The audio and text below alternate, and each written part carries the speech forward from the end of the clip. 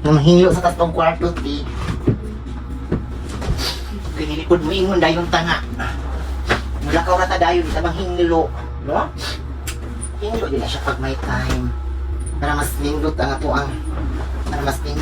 ang katulog. Mahinlog din na siya.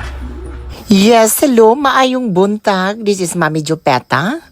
Ang bayot sa lanaw nga wala pa natuhil tungod sa kapilian. Chares. Bito no nang hinglo ko ana og salamat. Thank you kaayo, another day, another life. No, di ba? So another day blessing man na siya. So ako pong i-arrange ang ako ang kama bisag wala tay partner no, pero ato na lang i-arrange gyud. Karon ino na lang gyud maka-content. By the way, mauna ako ang kwarto, medyo tan-aw ninyo dili kay siya arrange kay daghan kay mga cosmetics nga gipanghatag. Dira na ko gi-file, mura na siya hinuog pharmacy. No, pero thank you gihapon kay ang imong yung panghatag sa ako is ako man ang i-flex. Akong i-video ang mga product nga gipanghatag pareha sa Sis Cosmetics ug naa po tay GSK product nga sa mga food supplement. Naa sila mga kape ug naa sila mga capsule nga food supplement. So naa gihapon na dira. Ako ang gipang-file ug mao na akong gigdaan ang tanawa.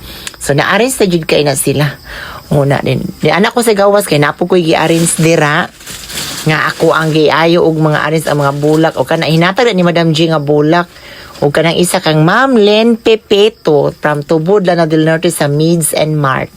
Yan niadto ko sa pika sa amo ang kwarto kay nangutana man gud sila nga mi ang imuhang kwarto nga isa kanang kinsay natulog. Ako po ipakita kana natulog po na mo ang isa ka kuan bisita kay gibiler gabi iday.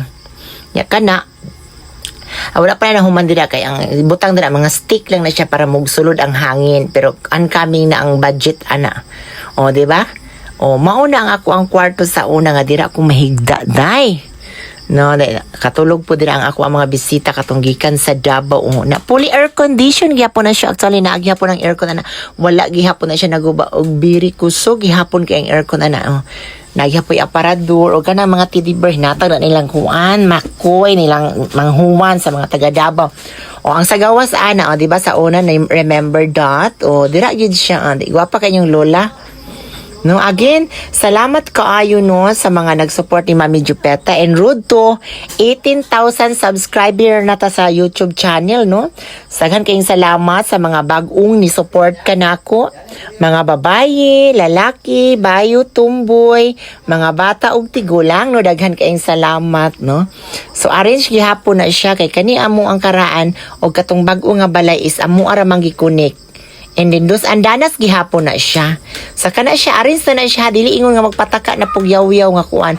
Ang kana mao nang karaan na mo nagyapon na siya mga gamit dito mga sinina namo. And then ang kanang bag-o mao na siya dira ko matulog gihapon. Ang natanawa lang mao na nga mo ang bag-o karon basing matingala na pud mong halami.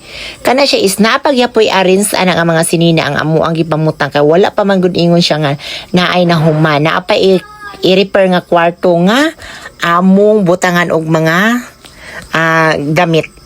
Again balik ko nako naapay medyo kalat kay wala pa man nahuman ang isa ka kwarto nga kato siya puro ra jud nako mga sinina tanan.